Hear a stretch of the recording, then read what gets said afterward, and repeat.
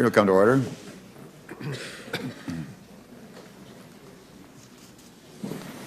The English philosopher Francis Bacon said, "Men fear death as children fear the dark.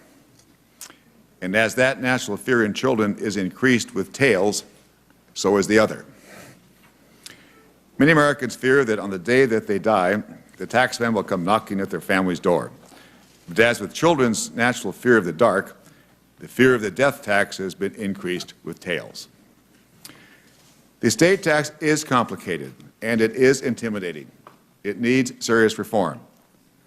I support repeal, but we need certainty in this area. So we need a deal that can garner 60 votes. We need to provide predictability and relief for taxpayers like ranchers and farmers in Montana. But the fact of the matter is, 99 times out of 100, the tail is worse than the tax.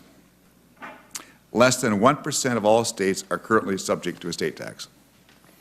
According to IRS data, out of nearly 2.5 million deaths in 2004, about 19,300 estates paid the estate tax. These numbers have decreased as the exemption level has increased. The tax will completely disappear in 2010. But then, as in the children's campfire tale, it returns in the end in 2001. Many small business owners fear that their kids will have to liquidate the business to pay the estate tax. Once again, the tail there is worse than the tax.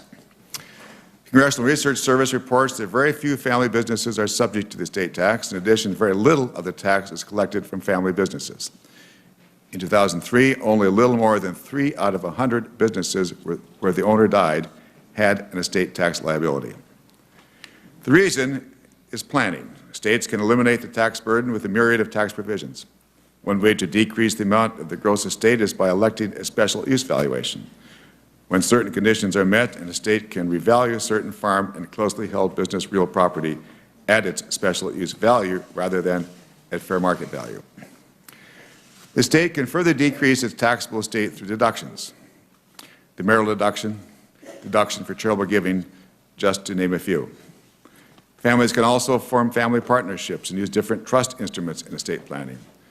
Through such planning, many taxpayers lower their estate tax and some even eliminate it.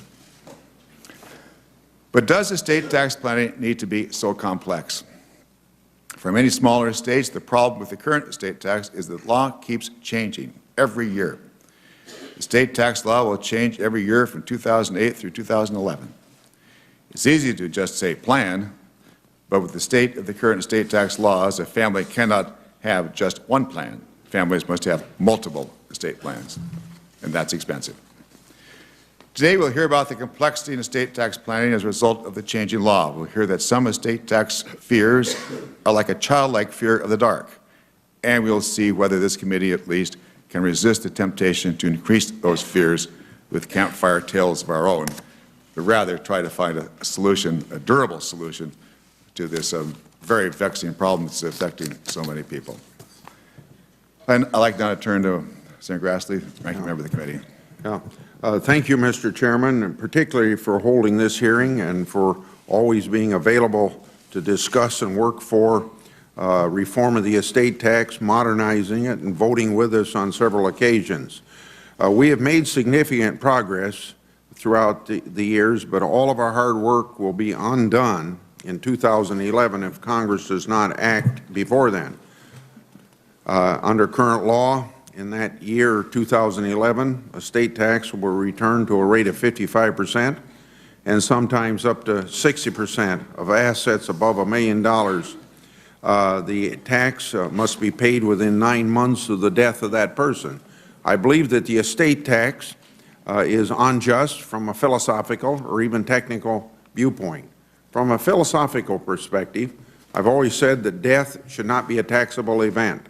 There's something fundamentally wrong when the government swoops in after a funeral to take a cut of what that person had worked their whole life for and has already paid taxes at least once on the money. Any monetary benefit obtained by any individual is either taxed or not taxed for a very specific reason. As long as a person has accumulated an estate in accordance with the law, the government should not be able to profit from just because of the incident of death. From a technical standpoint, and maybe more importantly than even the philosophical one, is the death tax is fatally flawed in that, owing to the due date of 9 months after death, the estate tax forces survivors to liquidate assets in economically poor circumstances. Instead of the free market determining when assets are bought or sold, the death tax makes that determination. As most people are not privy to the exact date that they will hand over half of everything they owe to the government, the death tax then is fundamentally not fair. Whenever discussion of death tax comes up, especially on the Senate floor, it is fashionable for some of my colleagues to talk about the very wealthy as if they should base we should base our actions solely on how they impact billionaires. According to Forbes, as of March of this year, there were approximately 946 billionaires throughout the world, and of course many of them not Americans. Even if all of them were Americans, I believe that a few of the other 300 million people we collectively represent would like us to keep them in mind as well as we consider this issue. I want to mention that some real people live in Iowa and who have graciously agreed to be with us to share their story. Not only do they live in Iowa, they have devoted their entire life for multiple generations to build businesses and create good jobs for the people of Iowa. And as I see at the table, Eugene and Mary Sukup started a grain handling and storage manufacturing company in Sheffield, Iowa, a very small town. Today, the Sukups and their 2 sons and their families still headquarter there in a population 938. They employ 350 people in good-paying jobs with good retirement plans. Mr. Sukup will tell his own story, but we should all keep in mind what he says as we contemplate what to do with the death tax. 40% of $1 billion is still a great deal of money, but how we deal with the estate tax will determine whether businesses like Sukup Manufacturing Company are able to survive and continue serving their community. I want to highlight a few numbers that the Joint Committee on Taxation has made available for this hearing. The Joint Committee estimates that in 2009, there will be 9,600 estates subject to the estate tax.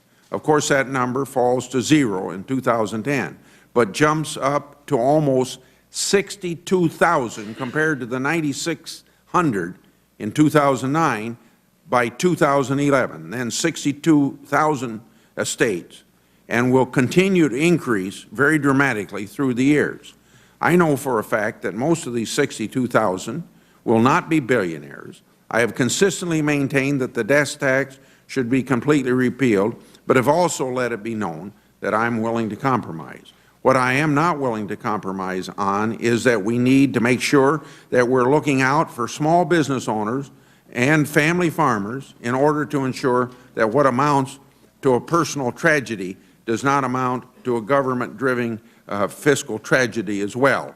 And I'm sure that somebody's going to denigrate the efforts that not very many family farmers are caught up in this. But that statement was made before the price of farmland almost doubled in the last 4 or 5 years mostly because of ethanol, I guess. Thank you, thank you, Mr. Chairman. Viva ethanol. Okay, now I'd like to introduce our panel. First witness is Mr. Warren Buffett, Chairman and Chief Executive Officer of Berkshire Hathaway. Second, Conrad Teitel, who's a principal that specializes in estate tax planning, estate planning at Cummins Lockwood. We also have Dean Rhodes, a state senator from Nevada, here today, although he'll be testifying as a rancher, giving his experience with state tax. And last witness is, as mentioned by Senator Grassley, Mr. Eugene Sukup, who's chairman of the board for Sukup Manufacturing. Thank you all for coming. The general rule here is your written testimony will be included in the record. I'd encourage you each to speak about 5 minutes, then we'll open up to questions. And thank you all for making the time and effort to come here. Deeply appreciate it. Mr. Buffett. Thank you, Mr. Chairman. Mr. Chairman, Senators, I appreciate the opportunity to express a few views on the estate tax. I'll limit my remarks to 3 points. The first relates to the intellectual dishonesty employed by those who use the phrase death tax. This term is clever, it is Orwellian, and it is, if you'll pardon the expression, dead wrong. More than 2.4 million Americans will die this year. About 12,000 of them will leave in a state that will be taxed when it goes down to, when the exemption goes to 3 million, as Senator Grassley mentioned. It'll be 9,600 estimated, and it's been 19,000 when the exemption was higher. That means that 99.5% of estates will be tax-free. You would have to attend 200 funerals to be at one at which the decedent's estate owed a tax. Indeed, far more people who die receive a large tax benefit. I don't think that's generally understood, namely a stepped-up basis on appreciated assets. If people insist on renaming the estate tax, it would be more appropriately labeled the death present. The second point I would like to make is that in a country that prides itself on equality of opportunity, it is becoming anything but that as the gap between the super-rich and the middle class widens in dramatic fashion. Here are a few figures on the Forbes 400. Other people save their Playboy magazines. I saved the Forbes 400 magazine. 20 years ago, 1987, it took $220 million to make the list. Now it takes $1.3 billion, about a 6-for-1 increase. The total wealth of the list in 1987 was then $220 billion. Now it's $1.54 trillion, exactly a 7-for-1 increase. Tax law changes have benefited this group, including me, in a huge way. During that same period, the average American went exactly nowhere on the economic front. His income went from a median $26,061 to $48,201, almost exactly the increase of the CPI during the 20 years. He's been on a treadmill while the super-rich have been on a spaceship. Dynastic wealth, the enemy of a meritocracy, is on the rise. Equality of opportunity has been on the decline. A progressive and meaningful estate tax is needed to curb the movement of a democracy toward a plutocracy. Finally, I have a suggestion. Estate taxes now raise about $24 billion. It's one of the lowest percentages, incidentally, of total taxes in the history of the tax system. As mentioned, that $24 billion will come from about 12,000 estates. Indeed, half of that sum will come from only about 1,500 estates. The beneficiaries of each of those estates will receive millions, in many cases tens of millions or more. One point you never hear from proponents of estate tax elimination is whom they would get the $24 billion from if they didn't get it from the 12,000 largest states. They just say, free us. They don't say who to further shackle. Here's the suggestion. Keep the estate tax in its $24 billion. Reshape it, if you will, but keep the estate tax in its $24 billion. Then take a look at the bottom fifth of America. There are 23 million households in the United States with 20,000 or less of income. Many are paying payroll taxes that now total 15.3%. That 15.3% alone is more than the rate on dividends or capital gains and more than the rate on carried interest. Let's give those 23 million households a $1,000 annual credit. Every dollar of such a credit would affect real change in the lives of the 50 million plus people residing in the 23 million households. Yet the cost of this would be less than getting rid of the tax on the 12,000 estates. 50 million people would be helped in a material way. The beneficiaries of the 12,000 estates would still receive what looks like a fortune to almost all Americans. Leona Helmsley's dog, Trouble, reportedly is inheriting $12 million. If Mrs. Helmsley's estate is in the 45% bracket, Trouble could instead receive $22 million if the estate tax was removed. Alternatively, just from Trouble's share of the Helmsley estate tax, 10,000 families making less than $20,000 annually could receive $1,000 each to make their lives a bit better. Even though Trouble probably heard Leona say, quote, only the little people pay taxes, end quote, I don't think he would mind the estate paying $10 million in order for him to get his $12 million. We need to raise about 20% of GDP to fund the programs the American people want from the national government. Further shifting of this requirement away from the super-rich is not the way to go. Thank you, Mr. Buffett. Mr. Titel. Mr. Chairman, Mr. Ranking Member, members of the committee, I'm Conrad Teitel. I'm an estate planning lawyer with Cummings & Lockwood, based in our Stamford, Connecticut office. We have over 50 of our lawyers who are involved in estate planning day in and day out. I also teach this stuff at a law school, and I write books and articles on this, and thanks to you and the IRS and the Treasury, I'm continually and constantly updating and revising my books. In Gone with the Wind, Margaret Mitchell said, "Death, childbirth, taxes never come at a convenient time." She might have added that the certainty of those events never come at a known time. When this Congress gave birth in 2001 to the estate tax law, it enacted a roller coaster exemption.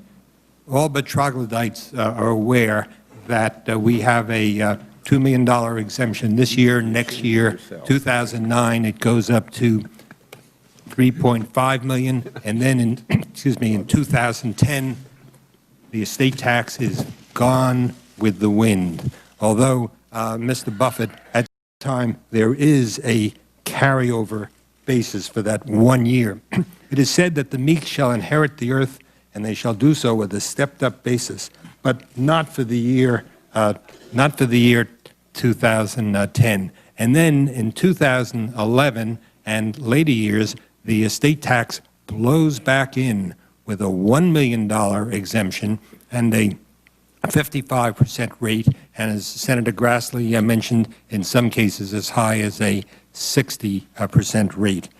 My charge today was not to talk about whether there should be a tax or whether there should not be a tax, but to talk about the complexities in planning. My written statement goes into great detail. What I would like to do is just highlight a few of the points. And some of the people that you've been talking about, perhaps the millionaire next door, for married couples and families with an estate just between $1 and $2 million, we find it very difficult to plan for them. As Senator Barkis pointed out, we have to make 3 or 4 plans. And then when we get some minor millionaires, people who have a taxable estate of $5 million, let's just take a look at the arithmetic and see what happens over the next few years. Death in 2008, why the estate tax turns out to be $1.35 million. In 2009, it's $675,000. 2010, it's zip, zero, but with the carryover rather than a stepped-up basis. And then in 2011, that $5 million taxable estate, in that year, the tax would be $2 million. Now, we live in a very complex society, and our tax laws reflect the complexity of our society.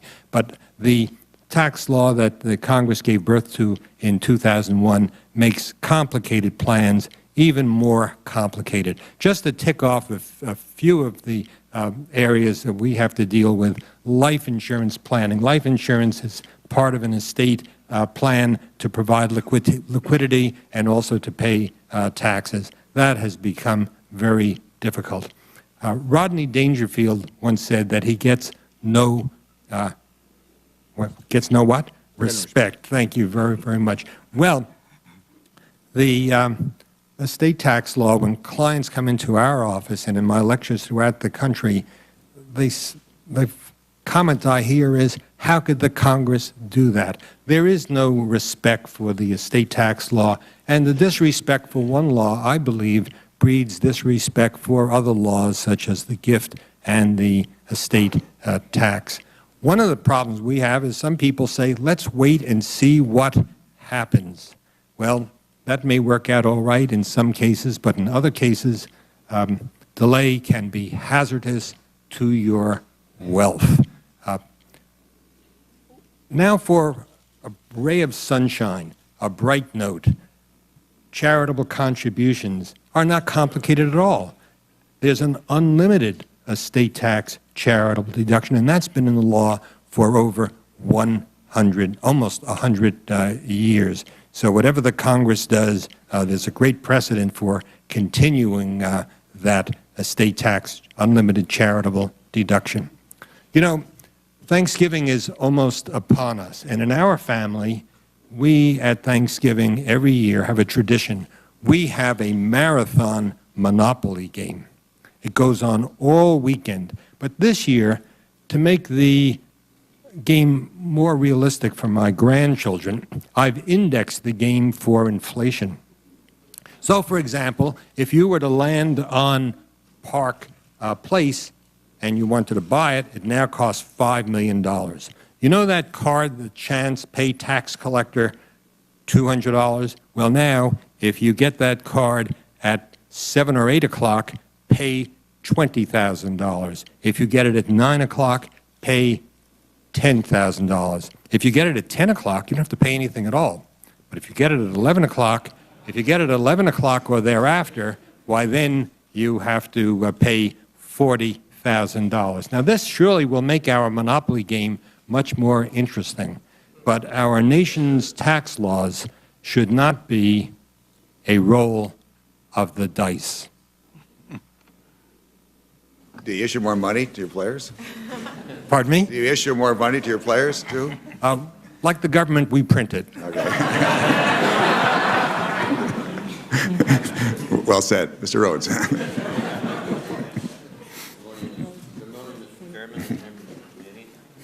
I'm a rancher from Tuscarora, Nevada, which is 60 miles northwest of Elko, Nevada. I've been involved in the livestock industry activities my whole career as a rancher. I have also been a state senator since 1984. My state senate district is the largest in the United States outside of Alaska and stretches over 73,000 square miles. My district is larger than 34 states and accounts for over 2/3 of the land area of Nevada. Prior to serving as a state senator, I served 3 terms in the Nevada State Assembly. I am the past chairman of the Public Lands Council, an affiliate of the National Cattlemen's Beef Association, and also the past chairman of their Public Lands Committee. Today, I'm here on behalf of all the ranchers, farms, and small businesses in my district, as well as those throughout the state of Nevada. Although I'm going to tell you the story of my family, there are many others like me who have been generally impacted by the estate tax. Since shortly after my wife Sharon and I graduated from college, we have lived on the ranch that was established by her parents in 1943. We now own the ranch. Our daughter, her husband, and our 2 teenage grandsons all work on the ranch. We also have a 9-month-old grandson. Our other daughter, her husband, and our granddaughter live on a ranch in Southern Oregon. My father-in-law came to Elko County in the 1930s when he was 15 years old. He worked as a cowboy and a ranch hand, saved his money, and eventually bought his first property over 60 years ago. My father-in-law became a good friend of Bing Crosby when he owned ranches in Elko County, including one adjacent to my father-in-law's ranch that we purchased in 1966. My wife and family lived there for 18 years. I believe if we had a willing buyer, our ranch would be valued at about $2.5 million in today's market, assuming it was not broken up or sold for water. My mother-in-law died in 1976. My father-in-law paid a total estate tax then of over $300,000. To do this, he could not afford to keep the ranch where my wife and I and our 2 daughters lived, the old Bing Crosby Ranch. Losing this ranch and our home was not only a personal blow, but it was crippling to our operation. This was our primary hay ranch, and at 6,000 feet in elevation, we need every bale of hay we can produce. Losing this ranch meant we were forced to buy hay almost every year since 1985. When my father-in-law died in 1995, there was no more land left to sell if we wanted to survive in the ranching business. Based on the ranch's value, the tax we now owed with interest added was over $340,000. Therefore, we've been paying $18,000 in estate taxes, plus interest, every year, which we are continuing to pay. We've had to borrow money to make these payments. we pay this money back through the revenues produced by our ranching businesses. Because of this, I can say without a doubt that we have not made very many capital improvements to our ranch, nor have we been able to take advantage of some expansion opportunities to plan for the future when our grandchildren might want to continue the tradition started by my wife's parents 66 years ago. I appreciate the Senate Finance Committee holding this hearing to investigate problems caused by the uncertainty of current law. But my family is a good example of what happens when the law does not offer solutions. Hopefully, any future solutions will provide my family and other families like us some relief down the road. A current estimate of the value of our cattle would be about $1,100 to $1,300 per mature pregnant cow with a calf at her side. Understanding that the cattle market is not constant, we own about $2 million worth of production units in our ranching business, in addition to our yearling a horse herd and the land value.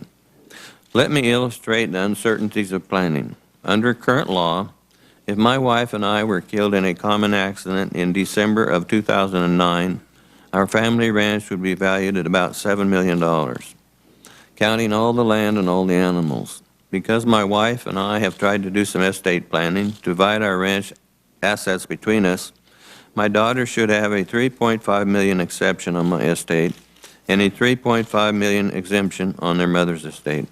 They would not have to sell any land or cattle to pay the federal government, assuming the ranch does not continue to increase in value, and also assuming that the ranch was not broken up for the water.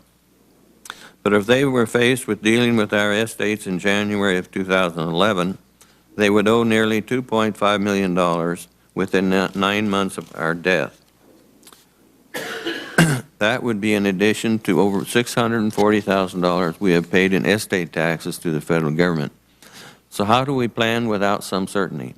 Everyone in my family wants to continue our ranching business. Ranching is a tough way to make a living, but we can do it and make a profit over time. It is difficult, but we can deal with the variables of weather, drought, labor shortage, market conditions, and day-to-day businesses expenses such as the increasing price of fuel. But if you continue to add the specter of the burden of this unfair tax, if we have to pay this much a third time as a family for one ranch, I do not have much optimism for our future. Thank you. Thank you, Mr. Rhodes. Mr. Surup. I'd like to thank the chairman and members. Sukup, I'm sorry, Mr. Sukup. I'd like to thank the chairman and members of the committee for offering me the chance. You might pull your microphone a little closer, Mr. Sukup. That better? Yeah, thank you. Okay.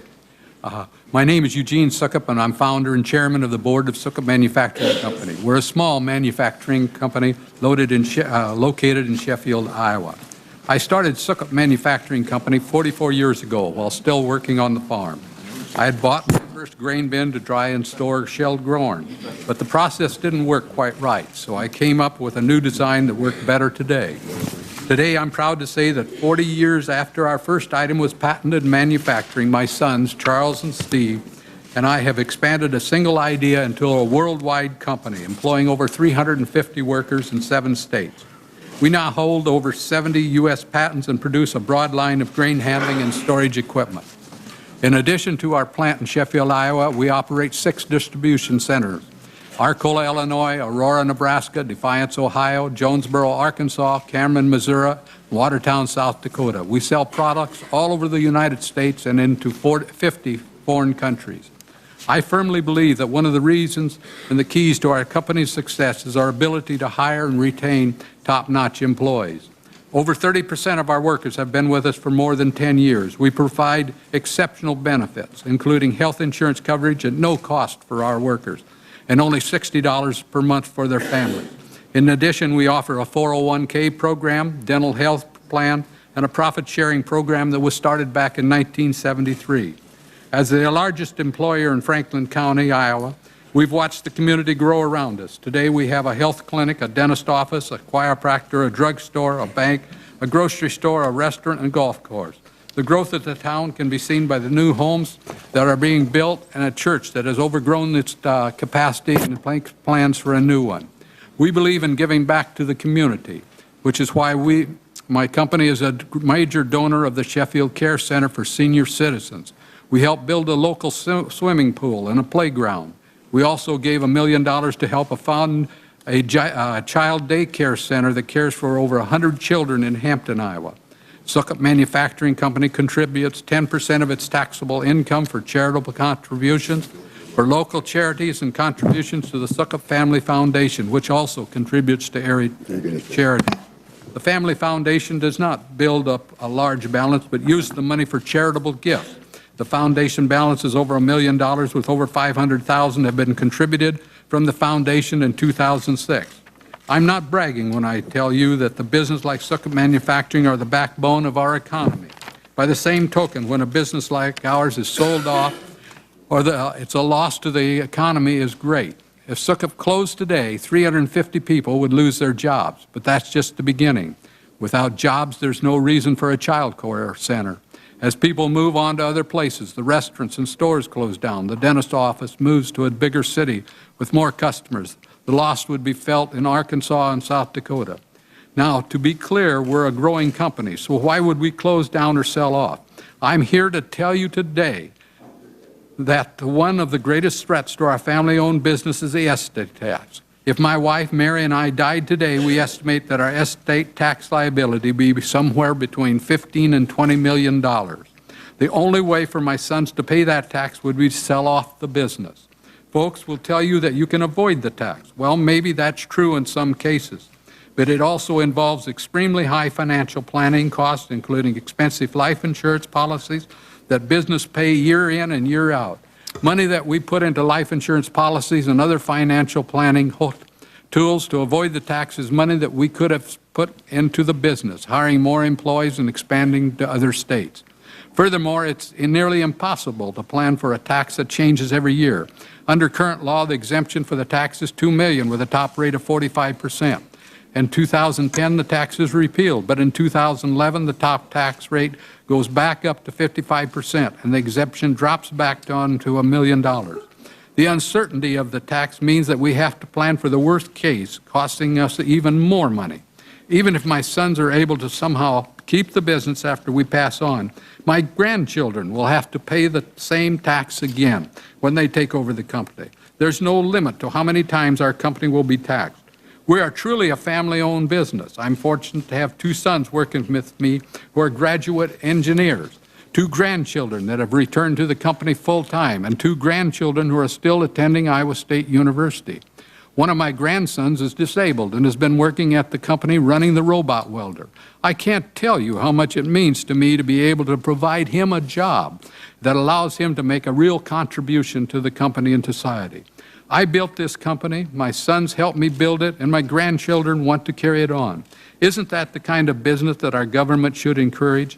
This tax discourages and it destroys family businesses, and it's unfair. I hope that you will all work to permanently end this unfair burden on family-owned businesses like mine. Thank you very much for hearing me today. Thank you, Mr. Succop, very much. I'm going to begin with Mr. Buffett. Ask a broader question, and that is, as you look at our country and our tax system and at other countries, as how we compare it to other countries, and the goal clearly being to enhance American competitiveness, to help raise American living standards, at least not lower them. Our tax structure is only a small part of all that. But how would you suggest to this committee that we go about looking at restructuring the tax code? And I say that because I suspect that next couple of years, this country will seriously restructure our tax code. This committee is going to have very aggressive hearings next year on this subject. Whoever is elected president clearly is going to have some significant suggestions in 2009-10. But let's give that next president the benefit of your views, and let's give this committee the benefit of your views. And what do you think? What should we do? Well, the federal tax system has raised close to 20% of our GDP fairly consistently. I mean, it's varied a point or two, but since World War II, I'm counting all taxes, payroll taxes, and so on. And In the 20th century, the United States had the greatest economic period that any country's ever seen. The real standard of living improved 7 for 1. So we do not have a broken system in the United States. I'm a bull on America over time. We'll have recessions from time to time and all of that. Many industrial countries, as you know, have had higher tax rates than the U.S. But we've had more or less 20%, and everybody that's taxed is unhappy about it, and they'd rather have somebody else. It's like Russell Long said, you know, don't tax you, don't tax me, tax the fellow behind the tree. And we all feel that way. But the country's worked pretty well with a 20% allocation to the federal government. If you asked me what my druthers would be if I thought I was designing a perfect system, I would have a very progressive consumption tax. I really think I would tax the people who use the resources or making withdrawals from society's resources, and really not tax the people who are contributing, making deposits to society's resources. So I think that, in theory, a progressive consumption tax makes the most sense, but I don't see how you get there from here. So absent that, I would say that the level of revenues, which I think should come close to approximating the level of expenditures. I mean, when you've decided on the expenditures, then your job is to go out and get the money. And I think a 20% is not, it's not a crippling level to assess the American people for all the things that the American people demand of their national government. I would make it somewhat more progressive. I would take that bottom fifth of the people. If you got 23 million households at 20,000 or less, you know, I don't know how I would. I mean, I'll hear some tough problems around here, maybe in terms of family businesses and that sort of thing. But I can't imagine a tougher problem than living in the United States and having a $20,000 income and having payroll taxes of $3,000 taken out of that income. So I would make it more progressive than it is now. And how would you conclude estate tax reform? Well, you don't want to repeal it, so what would you do with the federal estate tax? Well, I wouldn't do anything that raised less than the $24 billion. Like I say, that's an historical low almost as a percentage of the revenues. I would probably have I certainly wouldn't have the capriciousness of 1 year this and 1 year that. I mean, I think that's terrible, and I don't know how anybody does plan for something like that, and it just doesn't make any sense to me. It may have helped on some scoring system a long time ago, but that's about it.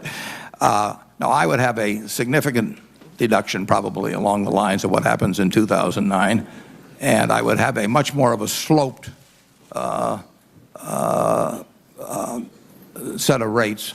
I would not have it kick in at maximum rates at a low level, but I would say that it's in the tradition of America. Part of what has made America what it has is we've had more equality of opportunity in this country. I mean, you don't get to be quarterback of the Nebraska football team this year because your father was quarterback 25 years ago. You don't get to be on the Olympic team because your mother or father was on it 25 years ago. And the resources of society, I don't think, should pass along in terms of an aristocratic dynasty of wealth. And I think that's been part of the reason for the success of our economy, that the people like the Jack Welch or something, where his father was a train conductor, can rise to command the resources. So I believe in keeping equality of opportunity as much as you can in the country. My kids are going to have it better than the kids of a poor person, no matter what the tax laws are. I mean, they're around a different environment. They get to go to college, all kinds of things.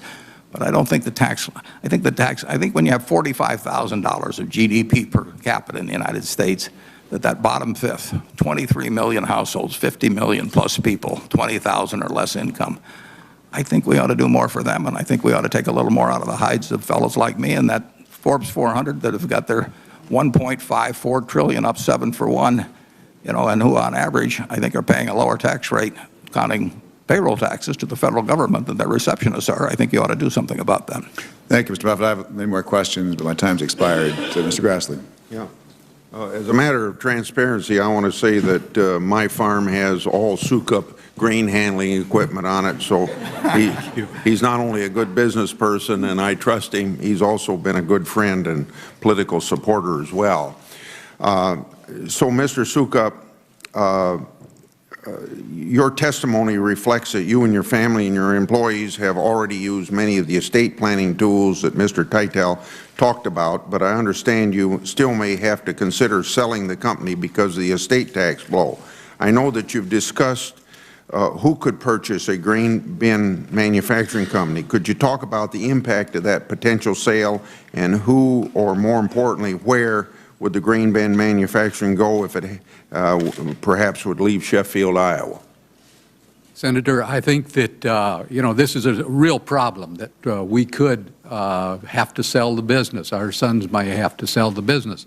And it'll probably go to a competitor or overseas. You never know exactly where it'll go. But for them to come up with $15 to $20 million to continue is a real burden. It's something that they're not used to, borrowing money like that, and it is probably a competitor. And Mr. Buffett is one of our competitors. He owns Brocco Manufacturing, and so consequently, if we had to sell in 9 months as it goes, I mean, that's a fire sale, and that's what other people have made their money on, is buying companies like small business companies when they are in a fire sale like that. Mr. Buffett, if you did buy it, would you leave it in Sheffield, Iowa, or would you move it, or would you? Certainly would now, Senator. Oh, okay. Yeah, we, as Mr. Sukup mentioned, he's a terrific competitor. We own a company called CTB, which is based in Indiana, and not only we bought that about 5 years ago. They make hog and poultry feeding equipment as well as grain bins. They make a lot of grain bins. My son actually worked with a grain bin company in Illinois, GSI. We not only didn't touch any plants. I mean, we expanded a little, but every plant that was operating then, there's more people employed than before. The plants are all in the same place. And you might find that is interesting. We probably bought it 5 years ago. I've never been there. Nobody from our office has been there except probably the auditors go occasionally. And the people run that business exactly as they ran that business before, except they have even added resources behind them. And we have bought some other companies. They've generally been abroad. So we actually are a domestic company that buys foreign companies in that business. Okay. Mr. Buffett, I want to take advantage of your being here to get your view on another issue sometimes coming before this committee. I'm sure you're familiar with the current debate surrounding carried interest. I'm a strong supporter of lower rates on capital gains. I'm still studying the carried interest issue, haven't made up my mind. What are your views on whether carried interest received by alternative asset managers represents compensation for services or capital gains? And secondly, are your views on carried interest influenced in any way by your general views on the lower capital gains rate? Senator, from 1956 to 1969, for 14 years, I ran an investment partnership. I had a carried interest in that. The rates were higher then, but I had a carried interest. I was managing money for other people. I could have managed it at a trust department, and we would have charged them a fee. I could have managed it as an investment counselor, and we would have charged them a fee. I elected to go with a partnership form, and in effect, I received a large percentage of my income from capital gains. The gains rate was higher then, but there was a wide differential. So I've had a little experience with it. I can tell you whether I was managing money in a trust department, or whether I was managing money as an investment counselor, or whether I was managing money as the general partner of an investment partnership, sometimes called hedge funds, I was doing the same activity. I was working the same hours. I was working for the same people. Believe me, it's just it's an occupation. And if you believe in taxing people as earned income on their occupation, I think you should tax people on carried interest. Okay.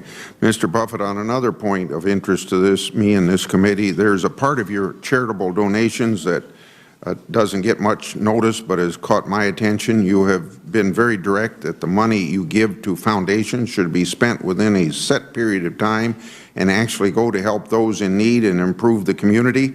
You're basically requiring spending of your gifts at far above the 5% minimum set by law. I commend you for your actions in this regard. As I think you're aware, private foundations are required to only pay out 5%, and university endowments have no requirement to pay out anything.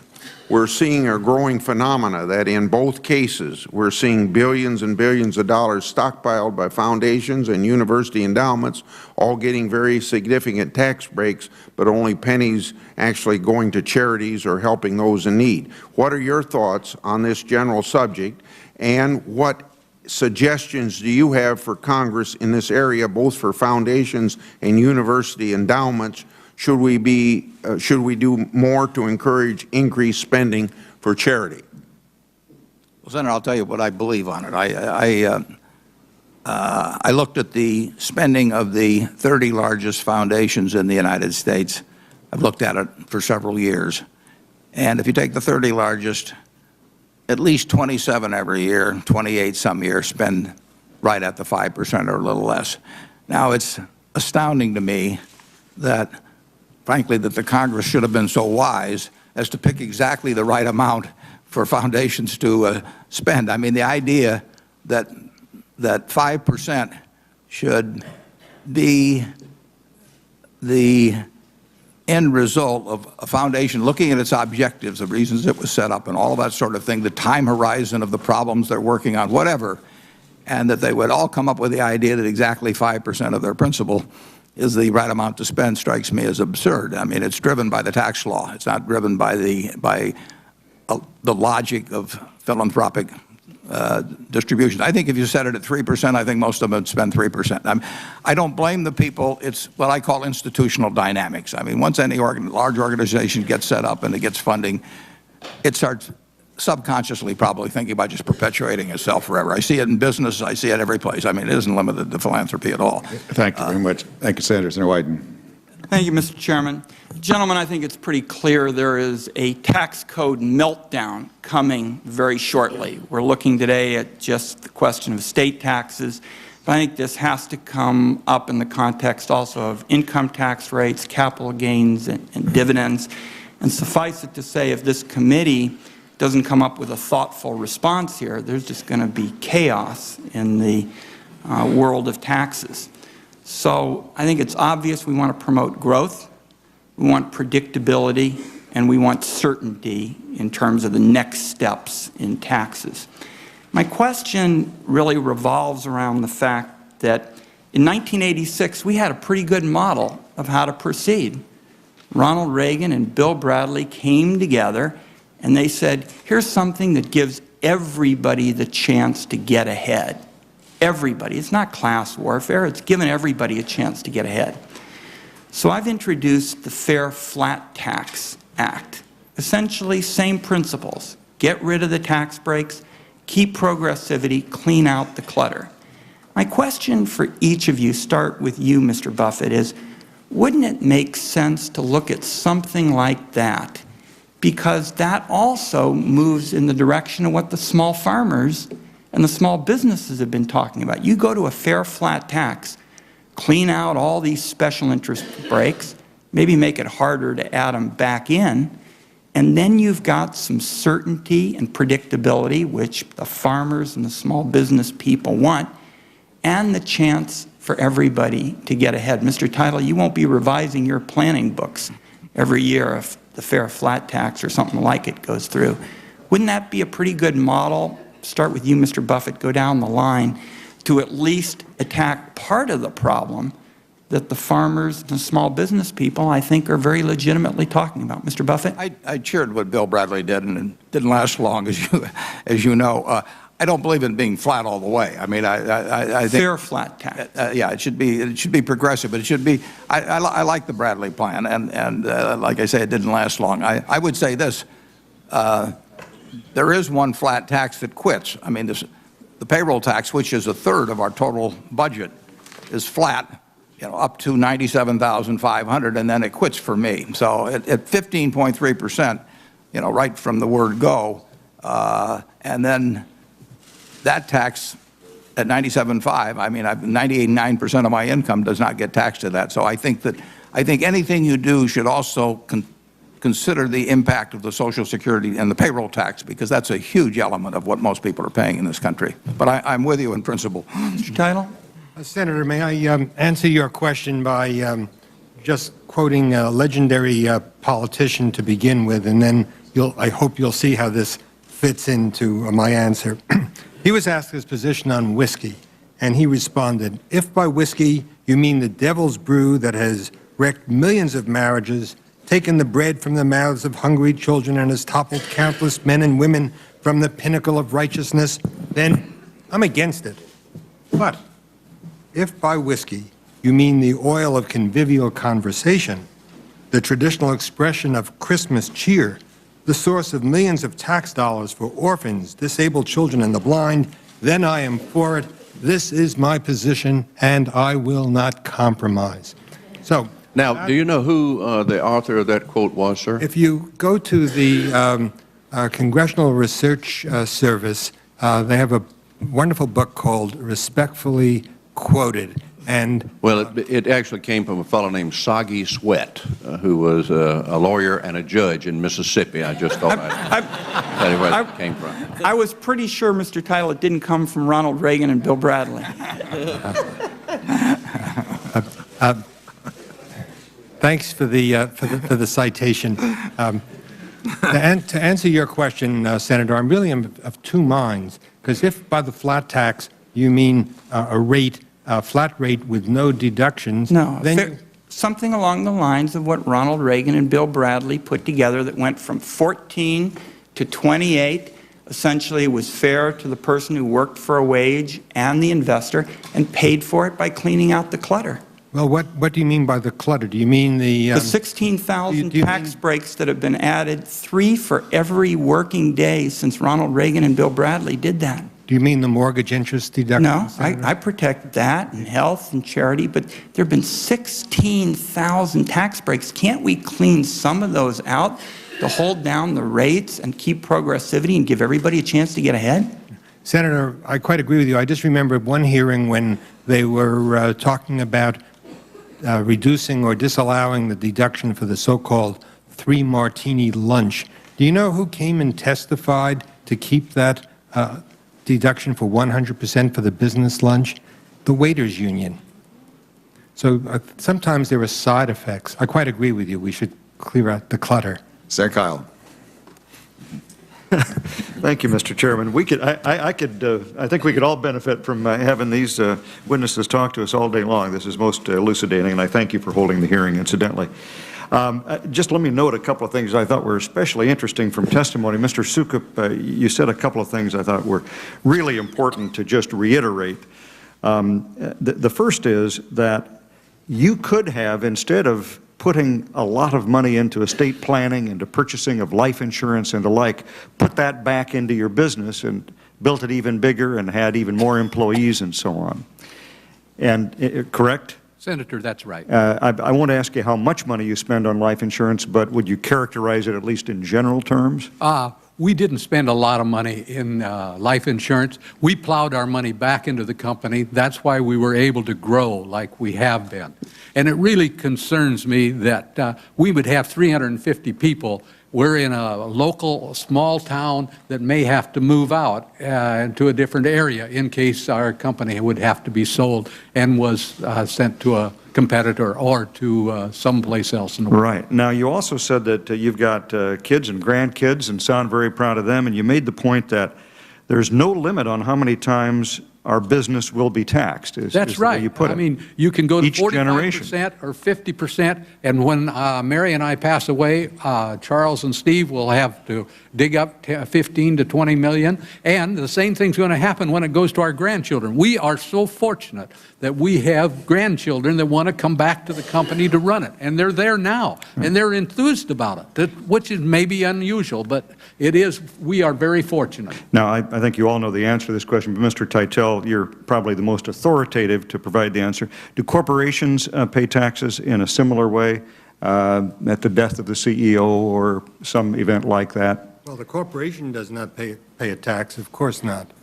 Right, but a family-owned business is generational. In other words, the tax does apply each generation. Is that correct? Well, it applies to the owner of the business. At the time that the previous generational owner dies, parent, grandparent, whatever it is, then it applies to those who are left. Senator Kyle, may I frame the issue that we're all... Please describe it in more specific and humorous terms than I did. I'd like, no, you've described it admirably all along, but I'd like to frame the issue by going back to that whiskey politician and just update it to what we're talking about here today. So if we were asked about his position on the estate tax, he no doubt would respond, if by the estate tax you mean a tax that punishes hard work, prevents people from passing the fruits of their labor on to their heirs, and forces the sale of farms and small businesses, then I am against it. Well, you can stop right there. If the senator will yield, may I just finish? Sure. But if by the estate tax you mean the source of essential revenues for the federal government to serve our citizens, a crucial supplement to the funds needed by the states for the general good, and the way to prevent, as you said, Mr. Buffett, an aristocracy of inheritance, then I am for it. So basically, those are the two sides of the argument, and this committee, in its wisdom, has to find whether you go one way or the other, or sure. I'm sure you're going to end up somewhere in between. Just for the record, Mr. Buffett, you're talking about roughly 20% in taxation, 20% of our economy being revenue to the federal government. Actually, and I just checked, the 40-year average is 18.2%, and we're currently collecting 18.8%. And on a $13.9 trillion economy, even 1% is a heck of a lot of money. Yeah, so part of it, too, I suspect, is a debate between those who would have the government taking even more income from our families and workers than it is today, versus those, and I count myself in the group that would say the government does not lack for money, and we shouldn't be collecting an even higher percentage. I don't disagree with you on that. Okay, and there's something else I know you don't disagree on, because you said it, and I'll quote from your most recent Berkshire Hathaway letter to shareholders, talking about a business that you purchased, an electronics distributor from Fort Worth. And you talked about how Paul loves running his business. He's a remarkable entrepreneur. But not long ago, he happened to witness how disruptive the death of a founder can be, both to a private company's employees and to the owner's family. What starts out as disruptive, furthermore, often evolves into destructive. And you wrote that to note how you had purchased his business, and you've purchased many other family businesses, and I appreciate the fact that you've kept those family businesses going so the employees don't get laid off, but I also think you'd agree that in most of those cases the families would prefer to run their own business than to have it purchased by somebody else. Actually, that case I referred to, though, that was squabbling among the family. That was not caused all by taxes. Oftentimes they don't agree on which one should run the business subsequently, or a lot of things. We have bought one business in Seattle, Washington, Ben Bridge, fourth generation. People have managed their businesses through. What I do find kind of interesting sometimes is if they do decide to sell their businesses to us, we look at the figure they put on their estate tax return for the business, and that is not the figure they think the business is worth the day after the return becomes final. It's the American way. Thank you. Senator Bunning. Thank you very much. Mr. Sokup, I was inspired by your story right here. About your invention that led to the start of your business over 44 years ago. Some economists have said that business owners don't care that much about leaving a legacy or passing on a business to their heirs. They say that business owners build wealth primarily for themselves.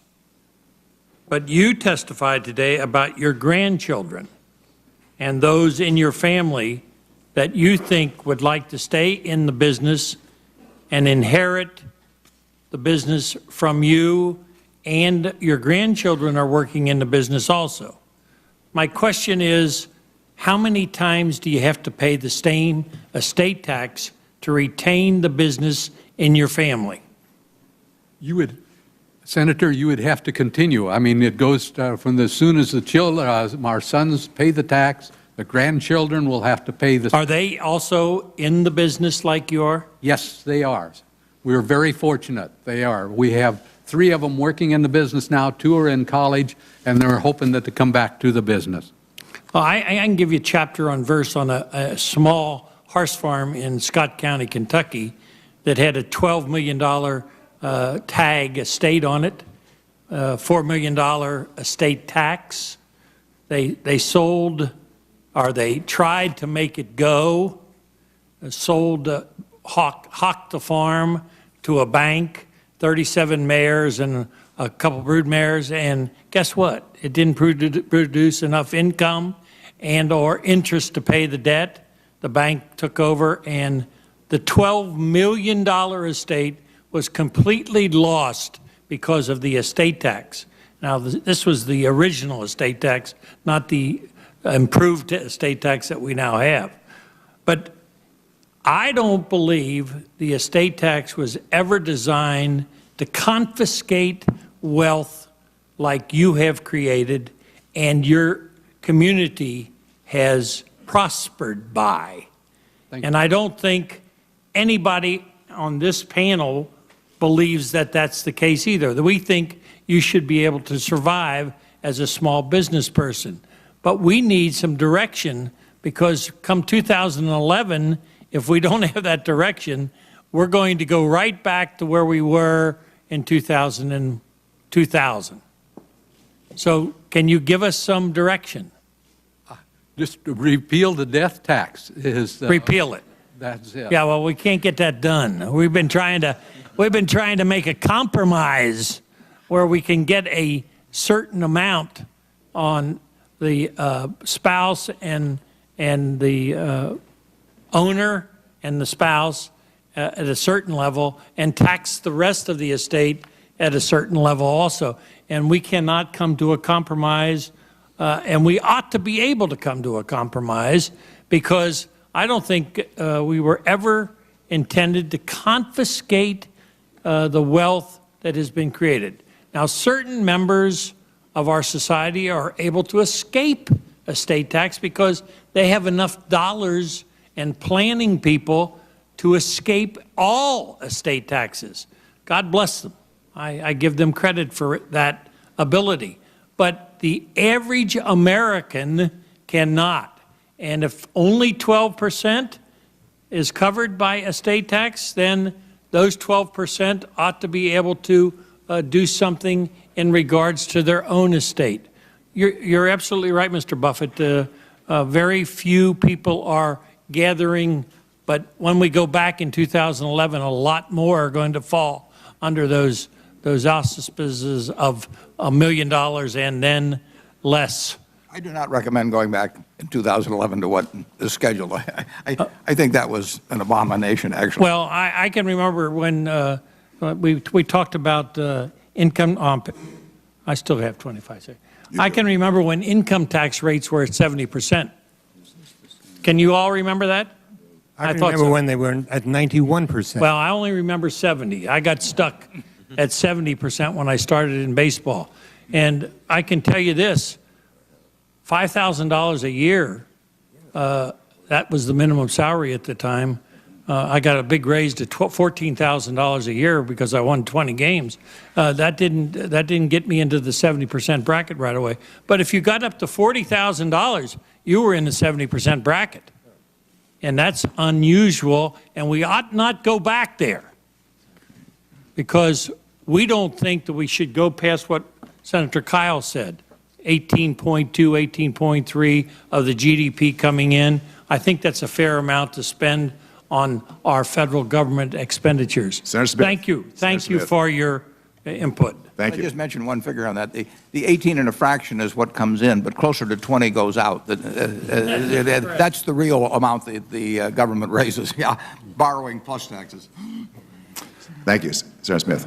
Thank you, Mr. Chairman. Gentlemen, thank you all for being here. I must tell you there's probably few issues I've encountered in Congress that divide the parties more than just the view about government's role in redistribution. My I'll acknowledge my own bias. I think freedom redistributes better than government central planning, and usually when money gets to the third generation, it's redistributed through profligate living. Whether that's better done by bringing it into government, I guess we each have to make a value judgment.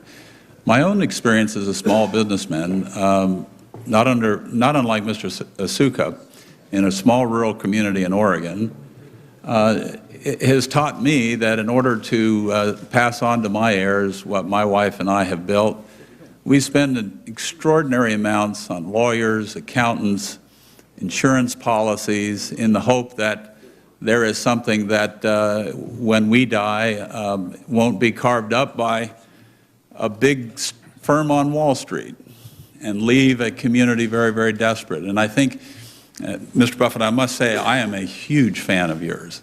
And I mean no disrespect in my views towards you.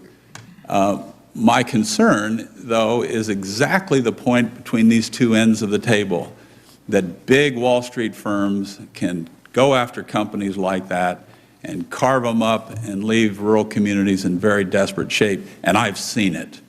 And it's driven by the estate tax. And I don't want to see it anymore in America. And I think that the money that I've spent in my life, if I could spend it on some cows or doing something to keep investing in my community and my business and the enterprise that employs 1,000 people, that is money better spent than bringing it here. Because it's going to go one of two places. It's going to stay home or it's coming here. And if you like how we spend it, bring it here. My own experience is it's better spent when it's left at home. But that really brings me to you, Mr.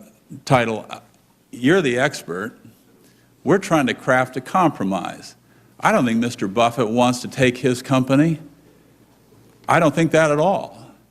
But how do I make sure somebody else doesn't take his company? And what is the compromise we ought to, as Americans, not as Republicans or as Democrats, strike so that people in that situation, small businesses, aren't forced because of death to sell to big businesses? Realistic exemptions, realistic rates, and under current law, there's special use value for a farm or a ranch, and there's also the ability to pay taxes if you meet certain tests on a small business or even a larger business over 15 years, perhaps at a lower interest rate in many cases, so perhaps that could be revisited. And I was taken by the importance of passing down the business. And I know there isn't a Senate committee that deals with this, but what Mr. Buffett has done and what the two of you have done with your philanthropy, in addition to passing down the business, I know in our law office, we talk about all of the generation skipping trusts and the grant or retained annuity trusts and irrevocable life insurance trusts and the like. But then we also talk about passing down values, the value of philanthropy. And there are family meetings to talk about that. So I think, although that's not the charge of this committee, I just wanted to say that that's equally important. Well, I hope you'll help us write a bill. And Mr. Chairman, I really do think that for the sake of small business, if America is about small business, we ought to be about coming up with a deal on estate taxes. Because I can't think of many things more disruptive to the growing of small business so that they can become business rather than the forced sale of small businesses to big businesses. I just think it's bad public policy. And I really think it's incumbent upon us to come up with a compromise. I know Senator Kyle and you have worked on it. We ought to do it for our country's sake. Thank you. Thank you, Senator. You're right. This is an abomination, the current situation. And the sooner we correct it in some reasonable way, because nobody's going to agree. Don't wait too long. Every I dotted T crossed, but some reasonable way to get this thing handled. Mr. Rockefeller. Thank you, Mr. Chairman. I want to associate myself completely with what Mr. Buffett said, associate myself with some confusion with what the rest of you said. and make a couple of points. First is a sort of philosophical one as far as I'm concerned, which I think you made. A couple of months ago, somebody asked me to go to the 86th floor of some building in New York City. And I walked in to the room, excuse my voice, and he glared at me. Now, this was his invitation. And I sat down, and he continued just to glare at me. And somehow we had to start a conversation. So I decided to start it in the following manner. I said, "How much money are you going to make this year?" And he said, $183 million. And then he came back and said something very interesting. He said, "But I could be making more if you people on the Finance Committee would do something about deferred compensation." I then said to him, in what was a total of about a 4-minute meeting, how do I hold something called America in my hand? And you're making 183, and I'm sure you work hard for it. And the average income of a family in West Virginia, 4, which pays taxes, works extraordinarily hard, is always scared financially, is around $26,500. How do I do that? Do I call it income disparity? Do I say that merit will always rise, and that if you're sort of born in West Virginia somehow you can't? It's not true. We have Ray Lanes and people all over the place who come from West Virginia and done very well. But to me, it was a very interesting conversation about the mood of America in these last 10 years. Second thing I want to say is I very much agree with what Ron Wyden said when he was here, that there's going to have to be some major tax readjustment. These last 7 years have done as much damage to America as any that I can think of in my numbers of years of life, in terms of infrastructure, research, medical discoveries, and all the rest of it. And to me, that has sucked the strength out of America psychologically, and out of entrepreneurship, and out of investigation, out of NIH, National Science Foundation, all the rest of it, in gargantuan ways. Because we've cut taxes because the war was going on, and that was taking a lot of attention. So in the meantime, all these tax cuts were being passed, which benefited fundamentally the people that you have been talking about, along with my Uncle David. And they're just, everybody forgot that there was a whole other section of people out there who don't buy Bing Crosby's ranch. My heart kind of didn't bleed a lot when you said that.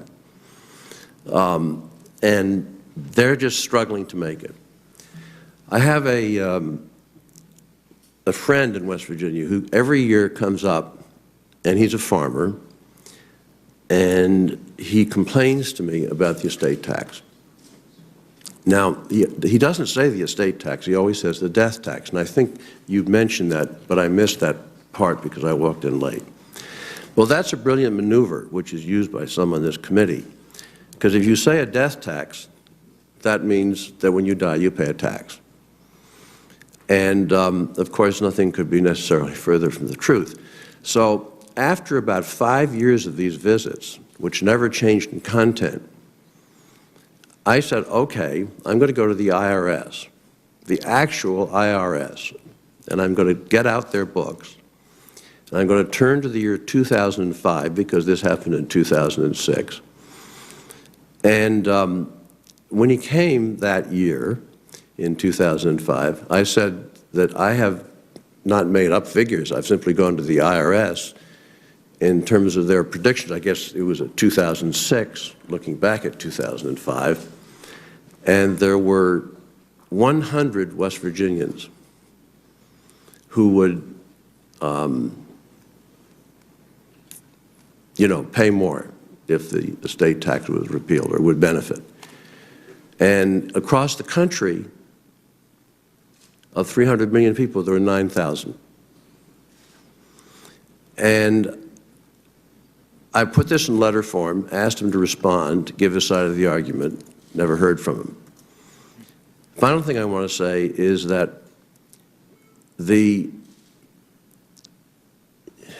what nobody ever talks about is if we did this, it would cost $1 trillion. Now, $1 trillion isn't much these days on tax cuts. We do it so regularly, and the lust for more tax cuts is always there. Unfortunately, it usually goes to the people that you and I are talking about, and it doesn't go to the people who, in my judgment, need it. I come from West Virginia. I get very angry about that. I'm not talking from a broad societal point of view. I'm talking about the people I represent, and I get very, very angry when they get the short end of the stick when my former friend up on the 86th floor is complaining about deferred compensation. And yes, I'm almost finished. So while we were doing all of this, then we got all these skipped years. It fades in this year, comes back that year. Nobody paid any attention. We did it all just so that it could be sort of disguised in the budget and not look too dangerous. I think this country is in real trouble. I think we just happened to have reached that particular point in our country where we have to remake pretty much the general nature of our country, from education and science to values, and thank you. We'll solve that in the future. Thank you. Senator Salazar. Thank you very much, Chairman Baucus, and thank you for keeping your promise to hold a hearing on estate tax reform. I want to ask a couple of questions. First, Mr. Buffett. And as a background, let me just say, my own involvement in this as a farmer and rancher and a family who's been on the same farm now for 150 years. Not sure the estate tax, frankly, has been so coined as the death tax adroitly by some people who are opposed to the tax. Whatever hit 99.99% of our farms and ranches in Colorado, including ours.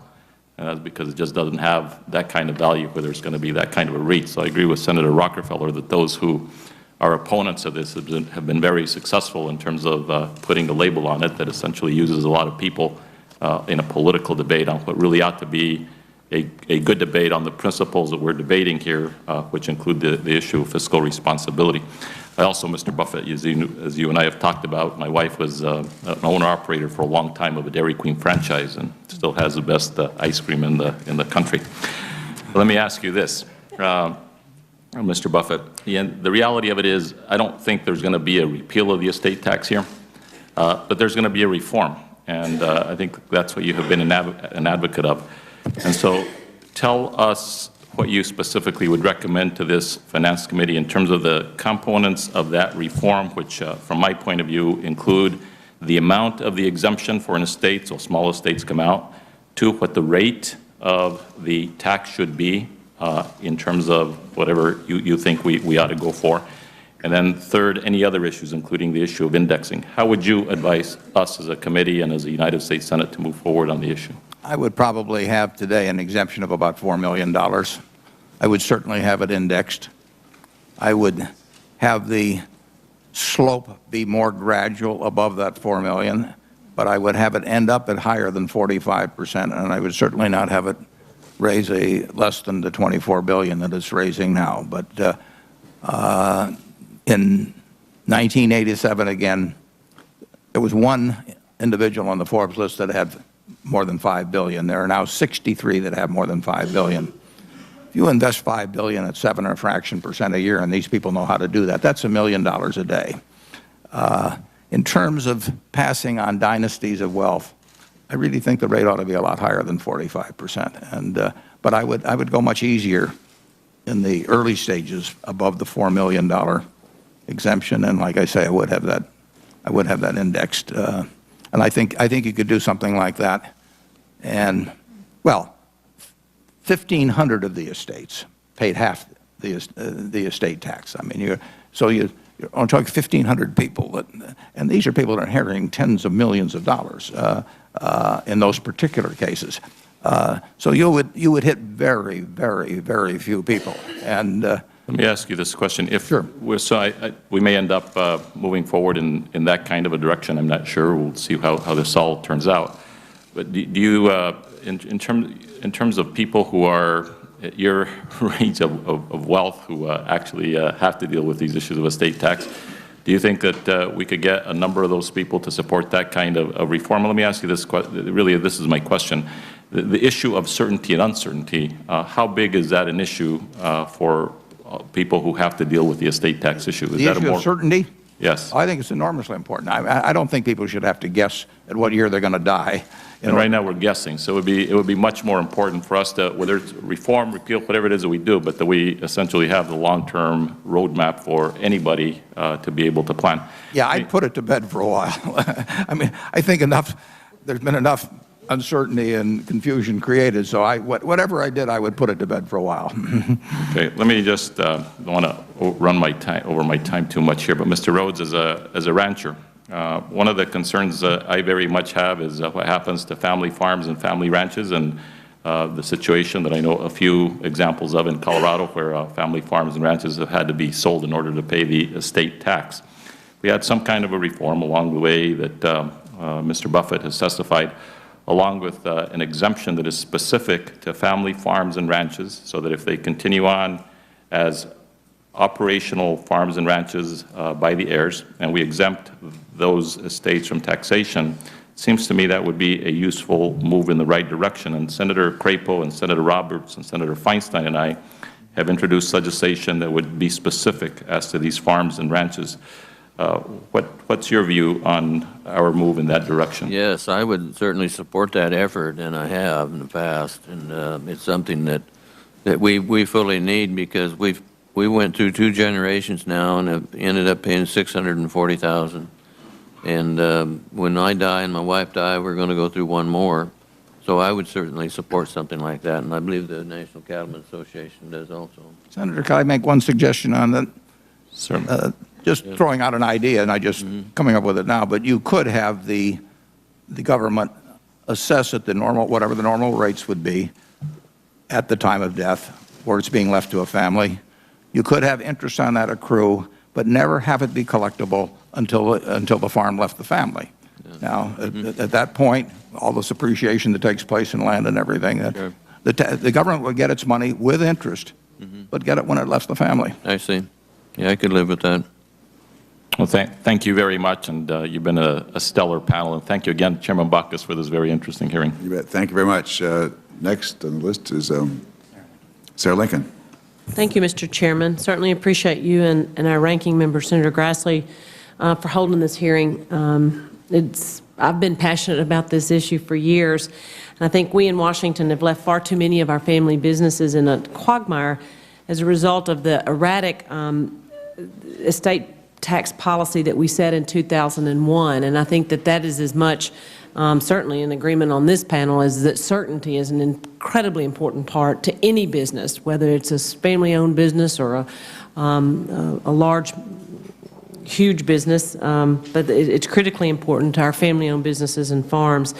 And they've spent tens of thousands of dollars each year in planning for the tax, and the status quo is unacceptable. And I hope that through what we're doing here in the committee, both today and continuing onward, that we can come up with something that's going to be, ultimate leading to a committee product that modernizes our estate tax portion of the code and really clears up the current uncertainty in those rates and exemption structures that are so important to have certainty to them. My questions, I have several. Mr. Titel, thank you for your testimony. In it, you've kind of provided an overview of the numerous estate planning considerations that families currently face when they go through this erratic estate tax policy. Most of the we recognize that the largest number of estates that are filing estate tax returns are in the $1 to $2.5 million range. I believe that's around 70% of the returns are filed in that range. Isn't it true that when you look at the vast majority of those filers right now, they wouldn't have to plan? If we had a reasonable rate, I know Mr. Buffett's mentioned $4 million, but anyway, if we had a reasonable rate there, the key here would be that we would take out the bulk of the individuals, particularly family-owned businesses and what have you, that are really being strapped by that. And the follow-up question to that would be that although the majority of the filers are in the smaller states, in terms of the actual estate tax revenue, which I think Mr. Buffett seems to focus on as well, that's coming into the coffers, more than 40% of it comes from large estates, which are estates over the $10 million value. And so for those estates which aren't going to be protected by the exemption, it's important that we set a fair rate. Mr. Buffett, I noticed you mentioned that you would not be supportive of going back to pre-2001 rates. So to both of you gentlemen, you know, if we come up with something reasonable, we knock out the majority of those, the 70% that are filing now that really don't need to be and are spending a lot of resources that they could be investing in their businesses, as Mr. Sukup mentions, and then putting in a reasonable rate. Does that mean, I'm hoping that's the direction you're going to tell us to go in. Oh, I think she directed you. Senator, you've answered your own question. Certainly for the state. I want you to answer it, though. I know where I am. I've been fighting for it. Well, I agree with you. For the estate of $1 or $2 or $3 million, certainly a more realistic exemption would cover that and indexed, as Mr. Buffett says, for inflation, because otherwise what's good today might not be good 8 or 9 years or 5 years from now. As far as the so-called larger estates, so let's say $10 million and way, way, way above that, in my travels around the country and in our law practice, our wealthier clients, of course, when they come to our office, they want to make sure that they get their parking tickets validated. So they care about everything. But they don't really, they like the exemption. That's nice, but that's really not important. There could be a minus exemption as far as somebody who has 50 million, 100 million and on above. It's really the rate, to paraphrase Shakespeare, the rate is the thing. And that's where you have your work cut out for you. Oh, yeah. Thank you. Mr. Buffett, you definitely said you didn't, did I hear you correctly, that you didn't think we should go back to pre-2001, is that correct? Mr. Rhodes, as the daughter of a 7th-generation farm family in our state of Arkansas, I'm certainly appreciative of your testimony and understand the tremendous feeling of pride that you must feel, not just for maintaining but building upon the work of those who came before you. I watched my father as a rice farmer in the Mississippi Delta of Arkansas take tremendous pride in caring for his land and what he produced, more importantly, making sure that it would be there for future generations. And I think that's really important.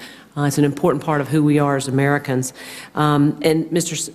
Sukup, the fact that you have 2 children and 2 grandchildren working in your business and who want to be there, I think that that's a tremendous.